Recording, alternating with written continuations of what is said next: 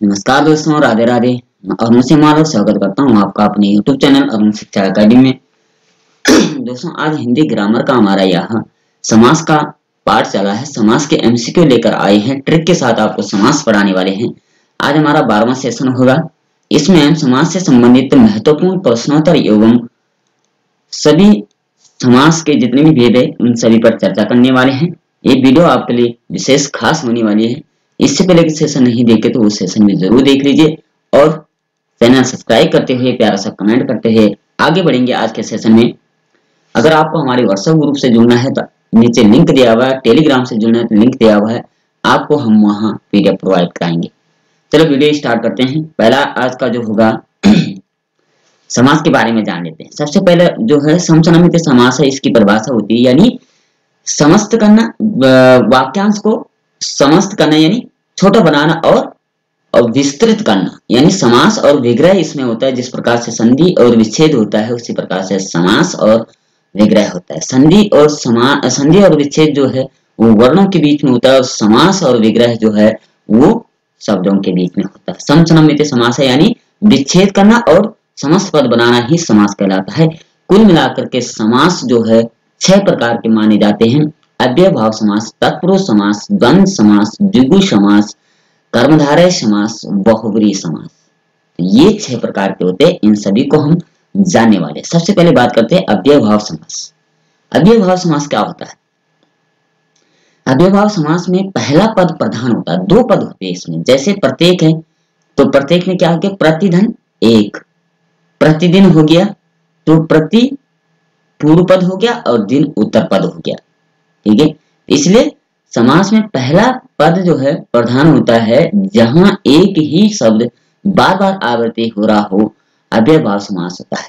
यानी जिसका पूर्व पद जो है वो अव्ययभाव होता है, उत्तर पद प्रधान होता है, वो क्या कहलाता है? अव्ययभाव समास कहलाता है। जैसे आ भर, ये पद हो गए। आ भर, यथा, अनु, हरि, प्रति, यावत आदि। ये क्या होते हैं? ये अव्यय शब्द यानी जिसका पूर्व पद अव्यय शब्द होगा, उत्तर पद प्रधान होगा, वो अव्ययभाव समास कहलाता है। जैसे उदाहरण दे रखे हैं प्रतिदिन, तो प्रति क्या आ गया? प्रति उपसर्ग आ गया। ठीक है, प्रति क्या आ गया? उपसर्ग आ गया। ठीक है, संस्कृत के उपसर्ग बताए गए हैं, 22 उपसर्ग होते हैं। तो प्रति उपसर्ग है। दिन क्या है? इसका उत्तर पद हो गया, प्रधान हो गया। तो प्रत्येक दिन, प्रतिदिन का समास क्या होगा? प्रत्येक दिन। संस्कृत में क्या होगा? दिनम दिनम प्रति। ठीक है, तो रातों रात, ये भी क्या? रातों रात, ये भी क्या हो गया? इसका पूर्व पद जो है वो अव्यय शब्द हो गया और उत्तर पद प्रधान हो गया। रात ही रात में। यथा कर्म, यथा अव्यय शब्द हो गया और कर्म क्या हो गया? प्रधान हो गया। तो यथा कर्म, कर्म के अनुसार। यथा विधि, विधि के अनुसार। यथोचित, जैसा उचित है। यथा स्थान, जो स्थान निश्चित है। ठीक है, तो ये क्या है? जिसका पूर्व पद जो है अव्यय शब्द, उत्तर पद प्रधान होता है, वो अव्ययभाव समास कहलाता है। अब बात करते हैं तत्पुरुष समास की। तत्पुरुष समास की परिभाषा क्या होगी? जिस समास में दोनों पद के बीच का कारक चिन्ह का प्रयोग हो, दोनों पदों के बीच में कारक चिन्ह का प्रयोग हो रहा हो, वो जो है तत्पुरुष समास कहलाता है। ठीक है, तो कारक तत्पुरुष समास जो है ये 6 प्रकार का होता है। प्रथम कर्म तत्पुरुष, करण तत्पुरुष, संप्रदान तत्पुरुष, अपादान तत्पुरुष, संबंध तत्पुरुष और अधिकरण तत्पुरुष। कुल मिलाकर हिंदी में क्या होगा? कर्म तत्पुरुष, करण तत्पुरुष, संप्रदान तत्पुरुष, अपादान तत्पुरुष, संबंध तत्पुरुष और अधिकरण तत्पुरुष। ये 6 प्रकार के तत्पुरुष समास होते हैं। उदाहरण के लिए सूर्य का पुत्र, जिसके दोनों बीच में जो है चिन्ह का प्रयोग, तो जिसमें का चिन्ह आ गया। का चिन्ह किसका है? सूर्य का पुत्र। का चिन्ह हो गया संबंध कारक का, यानी सूर्य के साथ जो है पुत्र के साथ सूर्य का संबंध है, तो ये संबंध दर्शा रहा। अर्थात संस्कृत में कहेंगे षष्ठी तत्पुरुष हो गया और हिंदी में कहेंगे संबंध तत्पुरुष हो गया। ठीक है, यानी चिन्ह भी आपको पता करना पड़ेगा। कर्ता, कर्म, करण, संप्रदान, अपादान, संबंध, अधिकरण। ठीक है, कर्ता ने कर्म को करण ने से के द्वारा, अपादान से संबंध। ठीक है, काके के रारी में पर जो है अधिकरण का होता है। तो ये चिन्ह जो जहां दर्शाए जाते हैं वो उसी विभक्ति का तत्पुरुष होगा। ठीक है, चिड़ियों को मारने वाला तो यहाँ भी आ गया षष्ठी तत्पुरुष समास आ जाएगा, केवल तत्पुरुष नहीं, षष्ठी तत्पुरुष समास। ठीक है, तो ये आपको विभक्ति के अनुसार यानी कारक के अनुसार आपको इसको पहचानना होगा। तीसरे नंबर पर आता है कर्मधारय समास।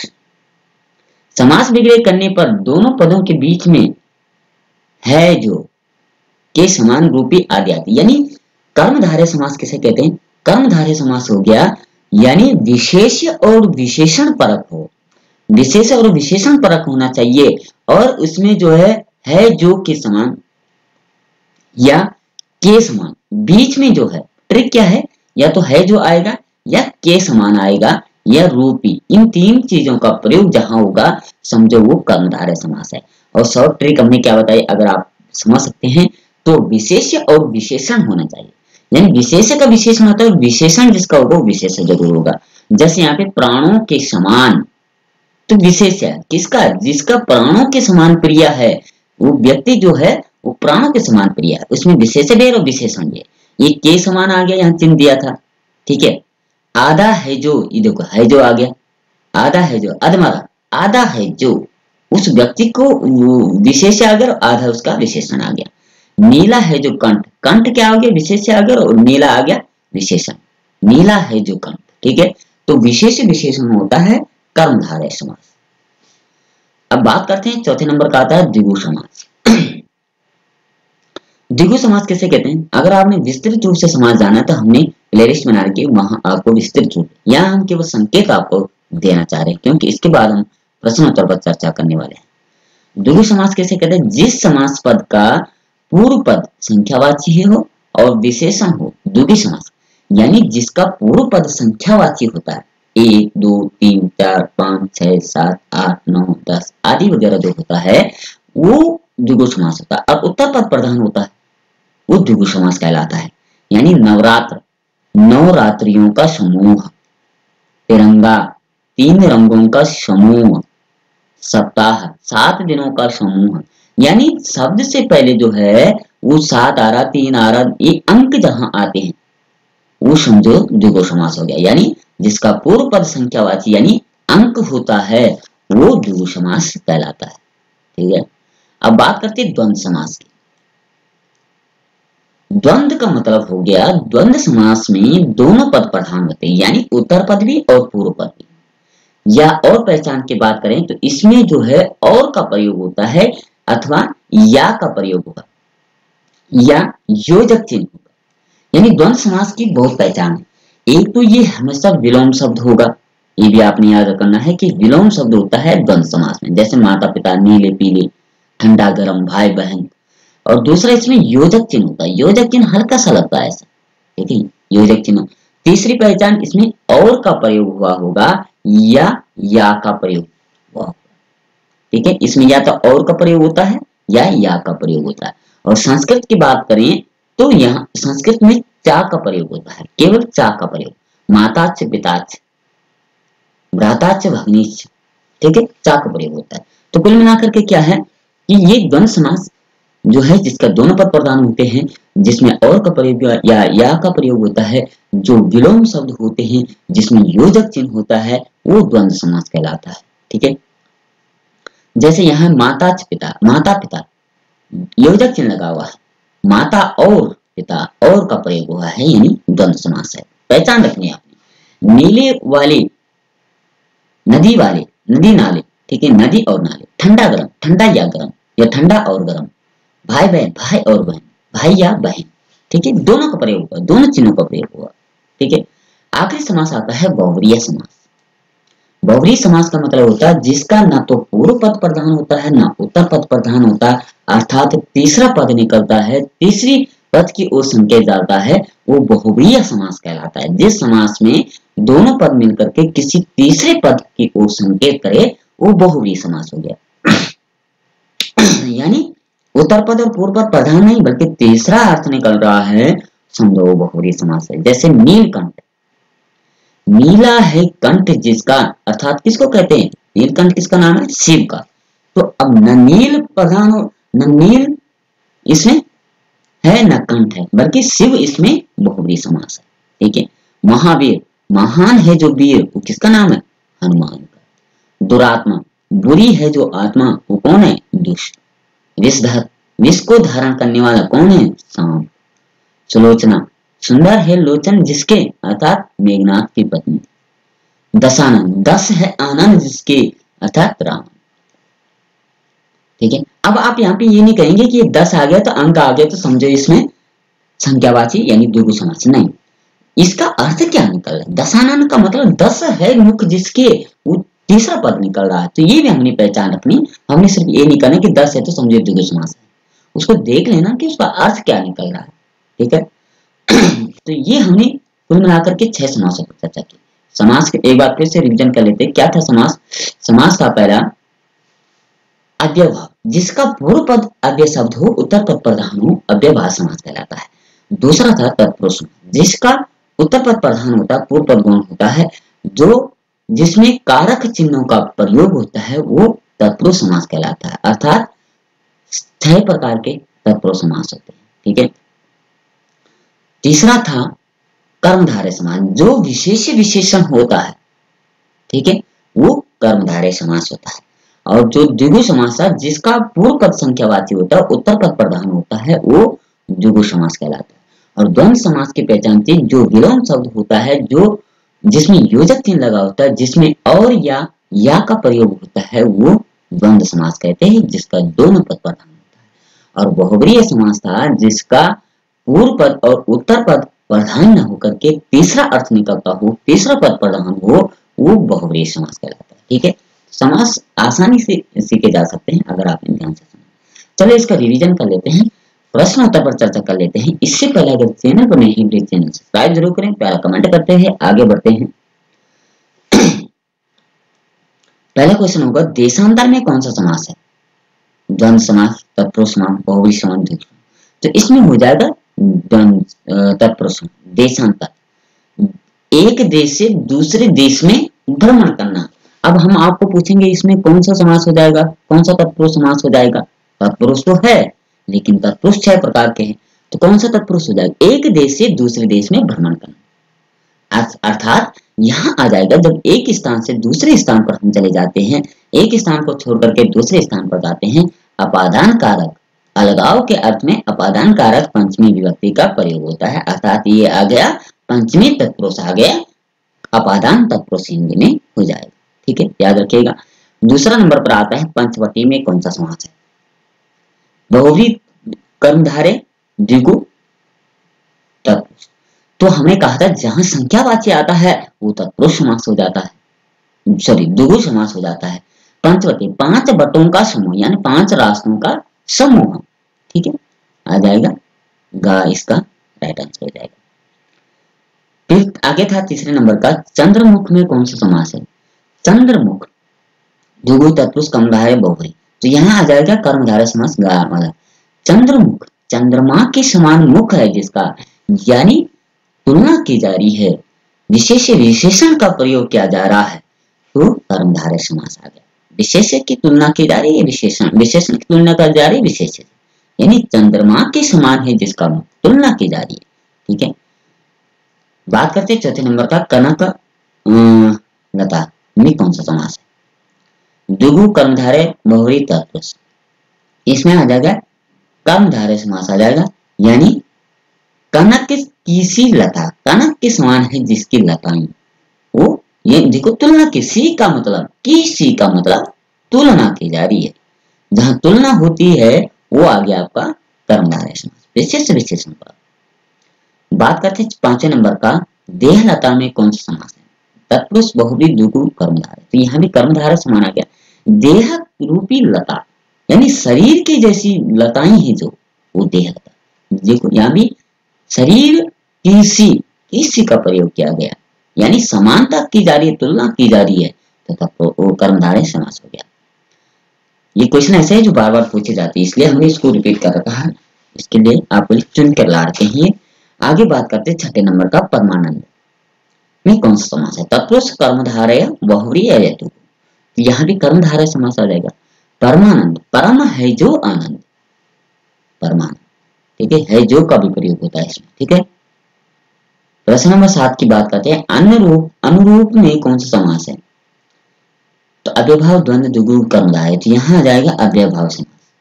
यानी अनु क्या है? उपसर्ग आ गया, अव्यय शब्द आ गया, जहां अव्यय शब्द पूर्व पद में आ जाता है समझो वो अव्ययभाव समास है, रूप के समान।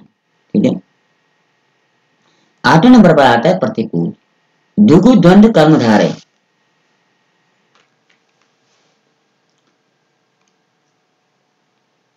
क्या कहा था? हमने कहा था कि द्विगु द्वंद्व कर्मधारय अव्ययभाव, तो यहाँ पे भी अव्यय स्वभाव समास है। प्रतीक जो है ये अव्यय शब्द आ गया, यानी उपसर्ग आ गया। ठीक है, पक्ष के विपरीत। 9वें नंबर पर आता है घुड़दौड़। समास का विग्रह क्या होगा? घोड़े जैसी दौड़, घोड़े की दौड़, दौड़ने वाला घोड़ा, एक घोड़ा और दौड़। यहाँ पर आ जाएगा आपका तत्पुरुष समास। ठीक है, घोड़े की दौड़ कौन सा समास?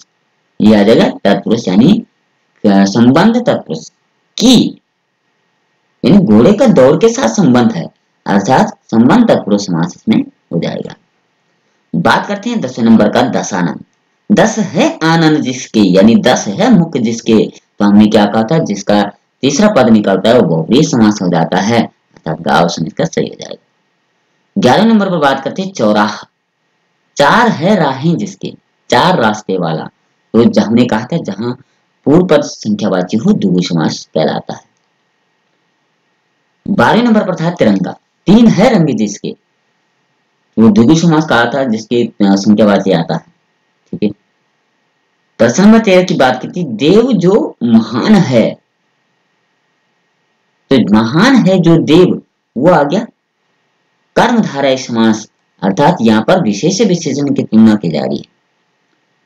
14वें नंबर पर आता है देशांतर। देशांतर में कौन सा समास हो जाएगा? देशांतर, यानी पंचमी तत्पुरुष आ जाएगा, यानी अपादान विच्छिन्न अलगाव के अर्थ में।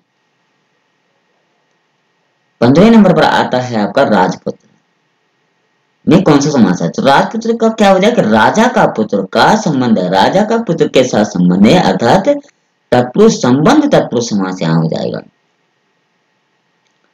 16 नंबर पर आता है जिस समास का पूर्व पद यानी पहला पद प्रधान हो उसे कौन सा समास कहते हैं?